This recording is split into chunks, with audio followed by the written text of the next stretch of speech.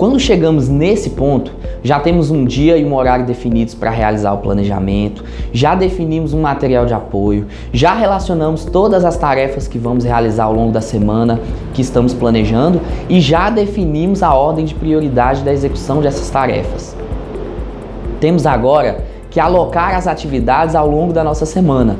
Para alocar essas atividades, usaremos a técnica de blocos de tempo, ou seja, reunindo as atividades semelhantes para que a sua execução seja mais eficiente e com maior nível de concentração.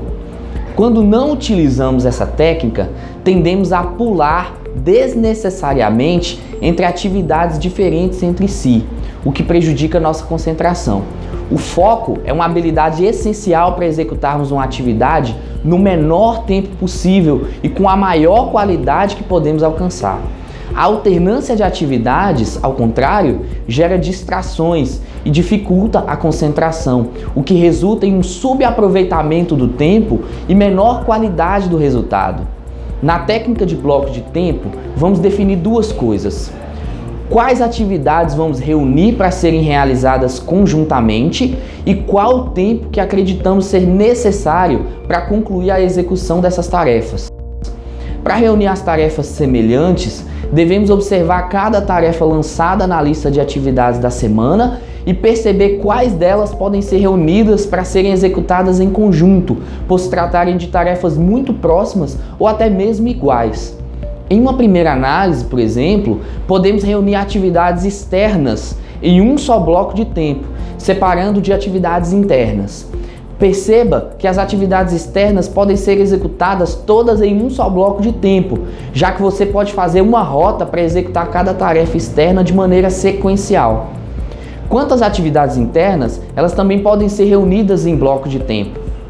Por exemplo, se você tem muitas ligações para fazer, poderia reunir tudo para ligar em um mesmo bloco de tempo, o que seria muito mais eficiente. Ou, se você tem muitas petições iniciais para elaborar, poderia definir um bloco de tempo somente para elaborar essas petições. Um outro elemento importante é definir o tempo a ser gasto em cada bloco. Ao estimar o tempo, não tenha medo de errar. Ao longo das semanas, a estimativa de tempo gasto vai se ajustando de acordo com a experiência que vamos adquirindo. Então, não se preocupe em acertar exatamente o tempo a ser gasto desde a primeira vez. É possível que nas primeiras semanas você defina um tempo menor que o necessário ou maior que o necessário.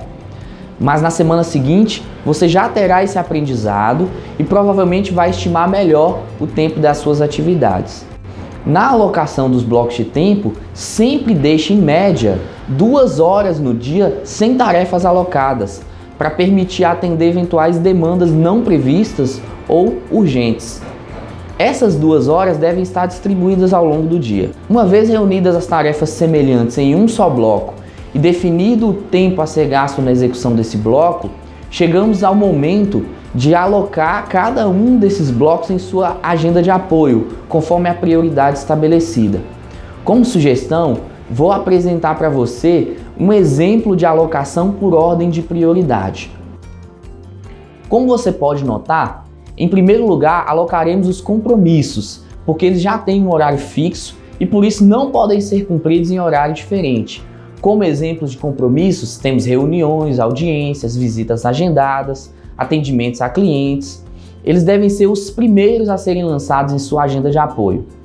Em seguida, temos os prazos mais urgentes. São aqueles que não foram feitos em tempo hábil e que agora devem ser feitos em regime de urgência, porque não vão poder esperar mais. Em terceiro, temos as tarefas mais importantes, ou seja, as que têm um forte impacto positivo na meta da semana e que, se não realizadas, vão gerar um resultado menor do que o esperado. Depois, alocamos as tarefas mais complexas, que são aquelas que precisamos de mais atenção e tempo de dedicação para executar.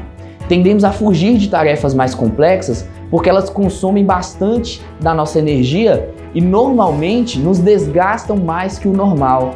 Por isso, podemos alocar essas tarefas em horários do dia que estamos mais dispostos e descansados. Em seguida, alocaremos as tarefas com maior volume, de modo que sejam todas executadas em um só ou poucos blocos de tempo, o que vai gerar maior sensação de missão cumprida. Ao final, alocaremos outras tarefas menos recorrentes, sempre reunindo as semelhantes em um mesmo bloco de tempo.